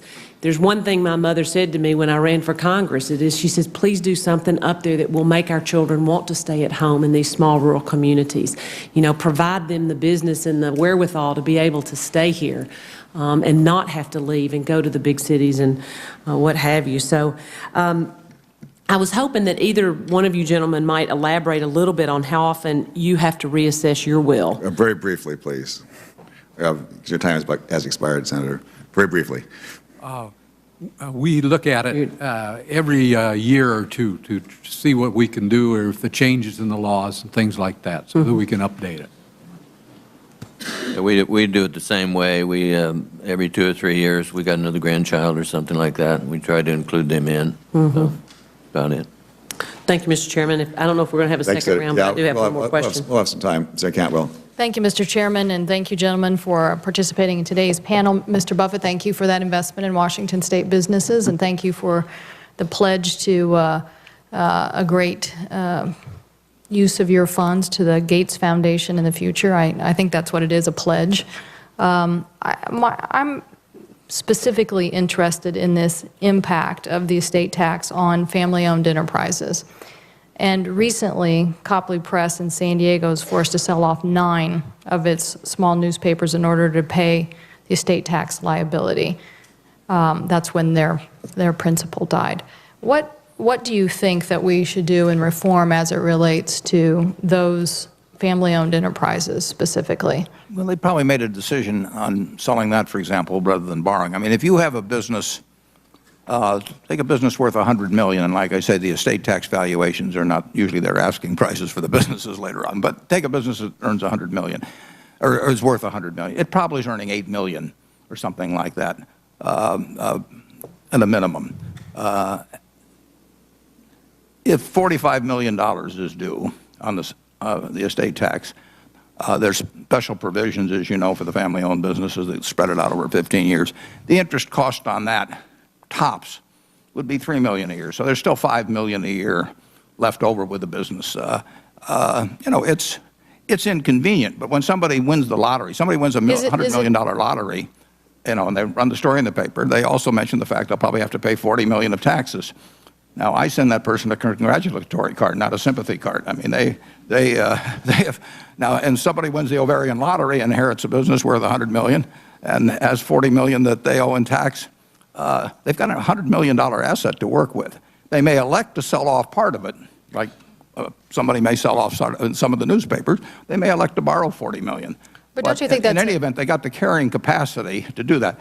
It is true when you get into farms and ranch. I've got a son that farms 800 acres in Illinois, and it's worth $6,000 an acre now, but it doesn't earn based on $6,000 an acre. So if you get an asset, a piece of art that's worth a lot of money but does not produce much income, it's one thing. But with the businesses, I look at businesses all the time, and you are not going to get a business valued at $100 million by a court with an estate tax challenge that's earning less than $8 million. And like I say, that will leave $5 million over after you set up the payments to pay interest of $3 million a year. Actually less than $3 million in the early years. So you would make no reform as it specifically relates to family-owned businesses from their structure, and that's a structure you think that's manageable when you're dealing. I mean, I'm a great deal of concern about media concentration. We have an FCC that's moving forward on that. It's becoming increasingly hard for family-owned businesses, particularly in the newspaper industry. It's a very complex structure to try to run an operation that way, divvying up various assets and resources among family members and still running a business. I don't know. To me, that's a very complex operation and a very big challenge, all because of the estate tax. Well, they would like you to believe that, but if you have a newspaper that's worth $500 million, you know, it is probably throwing off $50 million a year. That's why it's worth $500 million. And if you borrow $200 million or $225 million to pay the estate tax on that, and your interest rate is 7%, that's $15 million a year. You've got $35 million a year left over. I mean, they'd rather not pay the tax. But I know of no newspaper owner that owned a monopoly newspaper who, after the estate tax, ever ended up leaving anything but a lot of money. And let me ask you specifically, because when you make your donation at whatever point in time to the Gates Foundation, well, I do it every July. They've received 2 installments, each worth about a little less than $2 billion. But when you think about this investment, that the charitable contribution, you're making a decision about what you think is the best use of your funds. Absolutely. But why wouldn't you want? Here we are basically incentivizing or saying, from a tax structure perspective, you can make those charitable contributions, but if somebody wants to invest in their business, they've got a lot of money to invest in their business. But we invest at Berkshire Hathaway. We'll pay $5 billion of federal income tax in 2007. We still have money to invest in. We have our after-tax money to invest in the business. So we'd have $5 billion more if we didn't have to pay any federal income tax. But we pay tax, we make a lot of money, we pay a lot of tax, we reinvest the balance. And people with their newspapers can do the same thing. They might prefer if they didn't pay any tax, but they have the resources. They have ample resources to pay the tax. They have the earning power to do it, and they will have money left, plenty of money left over, money the average American would only dream of. And you don't think that there's anything structurally about some of those smaller businesses juxtaposed to Berkshire Hathaway that complicates that structure for them? Well, I think when you get down to the very small ones, sure, and I would have an exemption for those. But a business that makes $8 million a year, worth $100 million, you know, that's a high-class problem. There's 23 million families in this country that are making $20,000 a year or less that would just love to have that problem. Thank you, Mr. Chairman. My time's up. Thank you, Senator. I'd like to ask Mr. Sukup and Mr. Rhodes the degree to which you can live with the amounts suggested by Mr. Buffett. I think everyone in this room knows we're not going to repeal the estate tax. It isn't going to happen in the foreseeable future. So the next question is, what should the law be? What's reasonable? What makes sense? We want certainty, we want predictability, but what are the exemption levels and what should the rates be, et cetera? I mean, this is not rocket science. It's pretty basic. And so the question is the degree to which you, Mr. Rhodes and Mr. Sukup, can live with the broad parameters that was somewhat outlined by Mr. Buffett. Don't put words in his mouth. He talked about a $4 million exemption. I assume that's an individual, husband, wife, you know, it's 8. Yeah. And I assume, I don't know whether we're going to have a family owned business exception here or not. If so, there'll be some limits there. But what can you live with? Something along the lines that Mr. Buffett suggested. Yeah, I believe... Indexed. Remember, indexed. The ranches in Nevada are larger than any place in the United States. So I think a $4 to $6 million exemption would cover most family ranchers and farmers in my state. Mr. Sukup? It's hard for me to say. With our company, we would like to, you know, have repeal the death tax, but I can't really say what would help us out. I mean, anything is going to help. There's no question. There's going to be it's not going to be repealed. I think that's a given. So the question is, if it's not repealed, you know, what's reasonable? What makes sense here? Well, and Mr. Buffett gave it a starting point. You know, yeah. Well, I'd like threw some numbers out for discussion. I'd like to see it at 10 or 15 million. You know, and benefit in there for family-owned or businesses that continue on throughout the years. I like someone's suggestion here where they mentioned as long as it stayed in the company and it wasn't sold. When it was sold, then you could, you know, levy the tax or something. But what would happen to your business if, say, we're 4 individual, you know, husband, wife, 8, indexed, and you have the benefit of all the different kinds of estate planning that Mr. Titel and his, you know, his folks have? Would you have to sell your business if, say, when you unfortunately pass away? Would we have to sell it now? Yes. Would you have to sell it at those levels? At 4 million indexed, with all the planning devices that are available today? We probably would. You have to sell it. Have to sell it. Why is that? Well, when you start to getting the tax up that you have to borrow 15 to 20 million, and it depends, you know, when we pass away. I don't mean to get personally, but what's the value you think of the estate might be? How much? The value of our estate? Yeah. Probably 70 million. 70. Okay. And you think you'd have to sell? This would be up to our sons whether they want to accept the debt or not. Yeah. And then the thing is, it's a tough situation. I'm sympathetic because this happened in our family. It's a question of what. There, I have a brother and a sister taking over the family ranch, and we have the same issues. But as you all know, these questions are very complex. It's a lot to do with who really wants to stay in the business. Some children want to do something else. Who wants to take on the debt? How much debt to take on? Can they handle the debt? You know, there are lots of different options here. But we worked it out. The ranch is not sold off.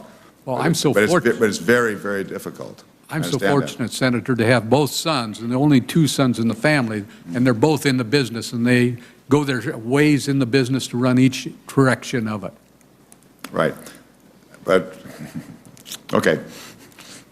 We have to find a solution here, though, that's fair, that can get 60 votes, so we can get some predictability and some certainty here. That's the goal. Thank you very much. I've got to leave here, but Senator Collier next, and Senator Lincoln, if you want to chair the rest of the hearing. Thanks. Yeah, sure. Thanks again, Mr. Chairman. Just a couple of points and questions here. I think the estate tax amounts to about 1% of our federal revenues each year. It's loathed by anywhere between 60 and 80% of the people who are surveyed, depending upon the survey, including those people who know they'll never have to either pay it or plan against it. The majority in Congress actually favor repeal. Last year, I think the vote, and I believe that there were 2 different votes where 57 members of this body favored repeal or significant reform. And so one of the questions is, with that support for repealing it or substantially reforming it, why can't it be done? And one of the answers is, of course, that the insurance industry, which makes a lot of money on it, lobbies very strenuously to retain the estate tax because they can sell people insurance, which is one way to shelter some of the income. Now, and they've been lobbying very, very strongly to maintain a 45% rate. I know that, Mr. Buffett, you have spoken with passion about what you consider to be a tax that can help end dynasties, and so I know this is a personal view of yours. But it's also true that your company benefits greatly. In fact, you own several insurance companies, doesn't Berker? We own property casualty insurance companies. Right, and life insurance. We own a company that reinsures life. We do not sell life insurance directly to the public. What percentage of your profits do you think are made either on the insurance or the float from the insurance on an annual basis, just nominally, roughly speaking? Well, the life insurance company, the property casualty insurance company insures autos, insures homeowners.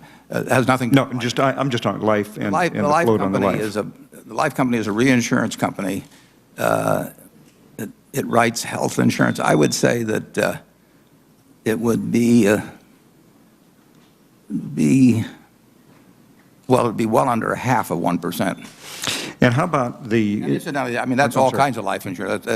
People buy life insurance for a lot of other things. Sure, sure. By the way, one of the more famous companies I think you own is Geico. Is that correct? That's great advertising on that. Well, that's where we make some money. Yeah. Yeah. Do they sell any life insurance? No. Okay. But the point, this industry, this life insurance industry, can make a lot of money when one of the methods of sheltering income is the purchasing of life insurance. And I kidded one of my friends who lobbies for them. If Congress magically came up with a way to end death, he'd be in there representing the undertakers, opposing us somehow or other. I mean, it's just not fair, it seems to me, to take advantage of people, or to rather, to urge Congress to keep a law in place so that you can sell them something that they wouldn't have to buy otherwise. And the only reason they buy it is to shelter income, because they clearly would prefer that it go to a charitable cause rather than to the United States government. And I just wanted to note, because there seems to be a big disconnect. I appreciated Senator Cantwell's comments. It's one thing for a company that pays billions in taxes, and another for a company that may be worth maybe $5 or $10 million to consider their options. A real case in my hometown of Phoenix involved a printing company. And virtually all of the assets, the earnings, went back into the company every year, because in that business you either bought the latest printer or you didn't do well. They had about, the person that started it came out from New York as an individual. He ended up with over 200 employees. When the estate tax came due, they could not borrow enough because everything was back in the business itself. And the end result was they had to sell this business to pay the taxes. The family wanted to stay in the business. The son-in-law continued to advise the purchasers for a couple of years. Eventually, however, they were bought by a bigger company, and then that company was bought by a bigger company, which then consolidated operations, sold off all of the equipment for whatever it was worth, closed the business, 200-plus employees out of work. And the other point is that this family was one of the most charitable giving families in Phoenix. Had a great reputation for giving to all sorts of causes. Of course, once the company was bought, not another dime in contributions from that company. So much like in your community, Mr. Support, where you do contribute 10%, and it's a big part of the community. That was the case here. So it was more, I mean, it was a kind of a heart and soul. The community lost out, the employees all lost out. The family that had great capability to run this business isn't running it anymore. In fact, the business got shut down. Those are the kind of stories that we would like to end with reform of the estate tax. And I agree with others who have spoken here. The votes aren't there to repeal it. notwithstanding its unfairness. But I think we can make it much more fair and provide that at least for those estates that are in the lower, maybe 5 to 10 million, something in that neighborhood, we should have to create a situation where they don't have to worry about spending as much on the estate preparation as they might actually have to pay in the taxes. I just know, and by the way, a question for any of you, the estimate has been that there is as much spent each year on estate planning, folks like Mr. Titel, and on insurance and lawyers and so on, as the estate tax actually collects, roughly $20 billion a year. Any contradiction of that to your knowledge? Well, I can just tell you how some clients feel. One client said estate planning under the current law is the orderly and systematic transfer of a client's wealth and assets into fees and commissions. Beats paying it into taxes, I guess. Thank you all. And again, I really do. I've lived with it for 50-some years of having an estate that would be taxable. I would say that the applicable portion of the total attorney's fees I've had hasn't been more than $25,000, and I've never bought any life insurance to take care of it. You're getting a heck of a deal if you only pay $25,000, because I think some of these folks with a lot smaller estates pay a lot more than that. I thank our friend from Arizona, and I think I want to pick up with you, Mr. Rhodes, and you, Mr. Suckup, on this question of the calamity that this committee is going to be facing here fairly shortly. I mean, there is really going to be chaos in the tax world, and a whole host of matters: income tax rates, capital gains, estate taxes. I think you all have a very compelling, case, and I'm certainly trying to fit this into my thinking on how to respond here for 2010. The point that Senator Kyle has made, I think, is very valid. What I see at home in Oregon is a lot of our farmers and ranchers and small business people pour enormous sums into all of these exercises to try to figure out how to keep the axe from falling. And they're not plutocrats. They're not well-to-do people. They're just people trying to run family businesses. So for you two who are running businesses and ranchers, if you were on the Senate Finance Committee and you were facing this tax meltdown and you had to figure out how to get people some relief on the estate tax issue and deal with the capital gains question so as to promote growth and fairness, and the income tax issue, how would you all, just from the seat of your pants, if the roles were reversed, you were on this side of the dais, how would you all approach it? Mr. Suckup? Oh, this is a very difficult situation for you, Senator, and I appreciate, all the work you're doing to try to solve this problem. And to satisfy everybody is going to be impossible. There is no question about it. Some of us are going to be unhappy about it, I'm sure. But we do need the rate much higher than it is for our particular company. And on the estate tax. On the estate tax. The exempt amount. The exemption, and that the 45% rate, we would like to see that go down. If that could go down to 15 or 20%, it would make it much more palatable. And from the standpoint of your business, that's more important to you than potential changes on the income tax side and capital gains and the like, because that's what it's really going to come down to. And frankly, that's why I'm so interested in going back to the philosophy of Ronald Reagan and Bill Bradley, is that I think they looked at the whole picture, figured out how to give everybody a chance to get ahead, farmers and ranchers, and people who work for a living. And that's why I'm trying to bring that philosophy back in the context of what the Congress is going to be looking at. But I gathered that of the big three, in terms of estate taxes, capital gains, and income taxes, estate taxes is the one that you'd put as the big one. That's the one we are facing and would be the greatest. I think the committee is going to have to look at how much the increase is in the farmland, in farmers and that. Like Mr. Buffett said, their land in Illinois, which used to sell for $3,000, is up to $6,000 an acre now.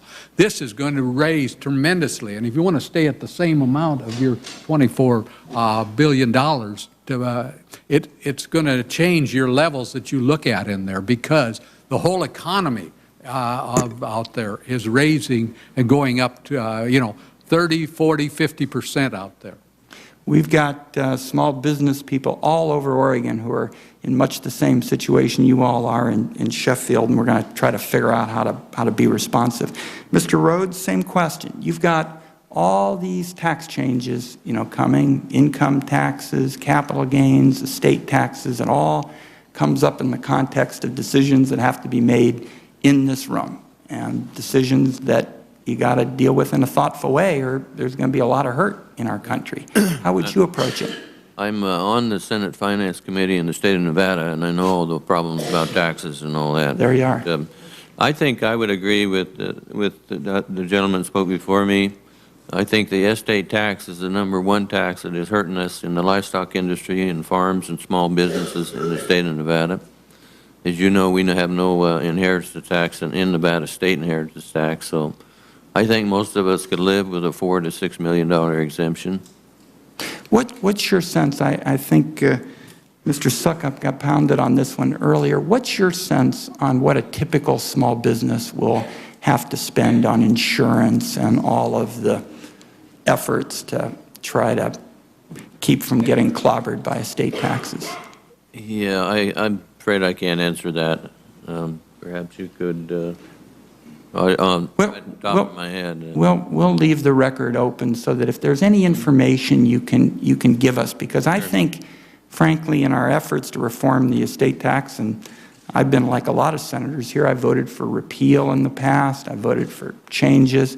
I've now come to the conclusion that I think this has got to come in the broader context of tax reform, and it's why I think that the model of keeping some progressivity, cleaning out the clutter, holding down rates for everybody, at least gives some certainty and predictability, which I've heard farmers and business people talking about. But if we're going to do this, right, and Senator Lincoln's put a lot of time into this as well, we've got to get a sense of how much small business people are paying today for these insurance and planning kinds of tools. Do you want to add anything, Mr. Suckup? Yes, I would just like to say that it's the individual that's in the company, and probably our company did not spend enough on life insurance and other things to avoid the estate tax, which I wanted to apply it back to the company. I had wonderful employees, and they were doing a great job, so we bought the very latest equipment for them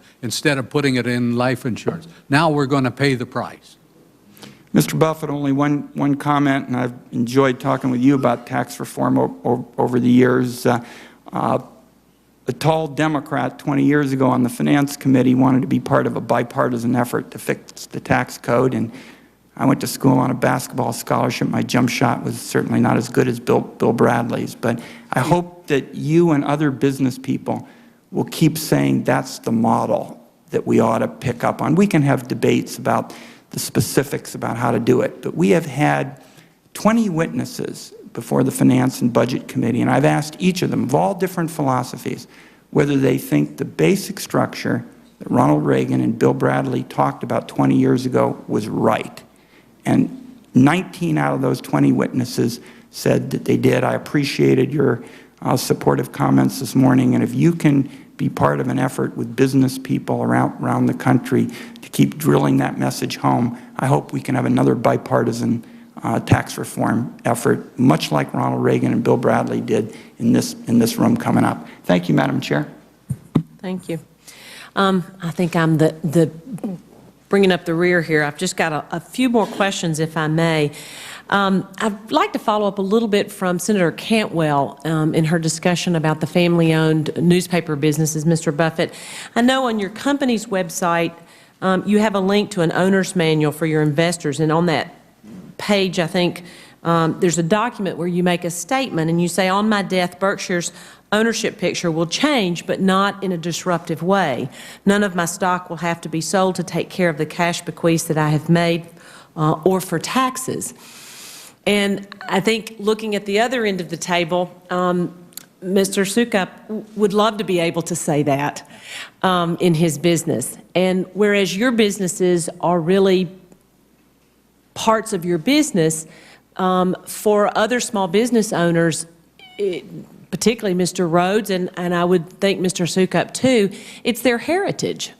So there, it is a little bit of apples and oranges in terms of how those things are dealt with, and in terms of the generations, you know, that would depend on them in that perspective of being able to take that family heritage and continue to provide for the next generation and the generation after that. So I think that's an important thing that we have to understand as well if we want to maintain the entrepreneurial engine of the small businesses and the family-owned businesses in this country, and I think that we do. It is also an issue we have to deal with in terms of particularly family-owned farms and ranches. We're debating the Farm Bill right now, and the fact is whether it's land prices or whether it's trade issues or whether it's tariffs and our denied access to markets in other countries and a whole host of things, we're seeing a decline. And probably in the next couple of years, for the first time in the history of our country, we'll see a trade deficit in agriculture. And that's going to make it more and more difficult to keep those family farmers. But then on the other side, we have all these huge arguments about corporate farms, who nobody really can define those. Most of them are family farms that are incorporated between fathers and sons and daughters and what have you. So I do think that that's an issue that we kind of have to take a little time and really think through. One of the things two questions that I have left on my mind. One is I think we had expected that, or had hoped that we'd have a representative from the insurance industry here today. They've been vocal in their opposition or concern about what it does to their industry. And from your website, again, I noticed that there's a tremendous amount, or at least 49% of your businesses there that are in insurance, Mr. Buffett. And practically none from life insurance, though, Madam Chair. Is that right? No, practically none. No life insurance there? There's some life reinsurance, but it's practically none. Mm-hmm. It's not as good a business as property casualty. That's one of the reasons. Oh, okay. Well, you are a good businessman. We know that. But following up on Mr. Sukup, because I know that in our own family business and farm, my dad was very cautious and wanted to make sure that there was life insurance, but he also wanted to reinvest in the farm, and he wanted to buy more property and the ability for my mother to have that as a retirement to fall back on. But I guess to all of you all, we hear a lot about how, you know, when we talk about family farms and other things, that the farms not necessarily being sold in order to pay estate tax. Well, a lot of those family farms are, and businesses are paying insurance, and they're paying into those insurance, and it's taking away their ability to reinvest. Mr. Sukup has made a different decision. In his sense, he's tried to split the difference there, and I don't blame him because he wanted to build that business and be an active part of what he was able to give to his children. But it does strike me as a little bit unfair and costly to the cash flow and their competitiveness in terms of the marketplace for family-owned businesses. They've got to pay an insurance company for years kind of in those premiums to protect the integrity of their farms or their businesses. My question to you would be, what would be, if the value of that money that is paid in and into that insurance company that invests, and it may not be life insurance, but you've got a lot of annuities, don't you? No, we're not big in the annuity business at all. No? Okay. Anyway, what if we were able to give the opportunity to the small business or to the family-owned business or farm the ability to prepay that estate tax in a way that you were actually kind of self-insuring, and then you still had those resources as an annuity or as a capital investment or as a resource that you could use as your backing in terms of reinvesting in yourself, as opposed to giving those dollars to the insurance industry where they're going to take it and invest it and make the money off of it. The ability to give small businesses and others to prepay some of their estate tax and then use that as a collateral in the needs that they have to grow. Well, Madam Chair, I have no objection to any. I think you wouldn't get too many takers on a prepay fund, but I would have no objection to that. I really think, I should mention incidentally that Ted Turner is the largest landowner in Nebraska, and by some margins, and my guess is he'll be able to pay his estate taxes in fine shape. But I empathize. Like I say, my son would never give up farming. I mean, he loves it, and he'll never sell an acre unless he has to. But that's the point. He doesn't have to. Well, mine did. Well, my brother no, did. he doesn't have a lot of money. I mean, that's. He ran for office one time. I told him he should put his name in small letters on the ballot because he's Buffett with no capital. Essentially, but I do think what I just pulled out of the air a little while ago actually addresses this problem. If I would have no problem with somebody with a family-owned business or a farm, which is a family-owned business of a specialized sort. Sure. If on their death the tax is computed, interest is accumulated on it if it's not paid, but it doesn't become due until the farm or the business leaves the family. And in effect, the government would collect its money plus interest. Nobody would have to sell a thing. Nobody would have to give up any dollars of working at improvement. Nobody would have to move their plants. They could do it for generation after generation, and in the end, the government would get what it would have gotten originally plus interest on it, and nobody has suffered in between as long as it's in the family. And if that farm's worth $200 million someday, and they sell it, and the accumulated obligation now is $60 million, then the heirs get $140 million, and they decided to sell the family farm. But I think the biggest problem, and y'all correct me if I'm wrong, that we've run into in that is in terms of the cost. Because when we go to do something like that, to make a carve-out like that, it gets scored at an enormous cost. Well, again, yeah, in 2006, taxable estates were $116 billion. In that $116 billion, there were $770 million of farm assets, 0.6% of all the assets.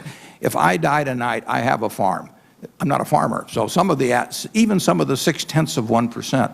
So it would not be a huge item, and the government would have an asset. It would have this claim, which it was eventually going to collect with interest. So well, we can look at. I mean, I've certainly been supportive of the carve-outs for family farms, and some of what we've talked about. The concern that we always get presented when we start talking about that from the estimates that we get is the enormous cost that we see and what it does to the cost of what we're trying to do, because we're trying to be fiscally responsible in how we move forward in estate tax reform and what it costs us. So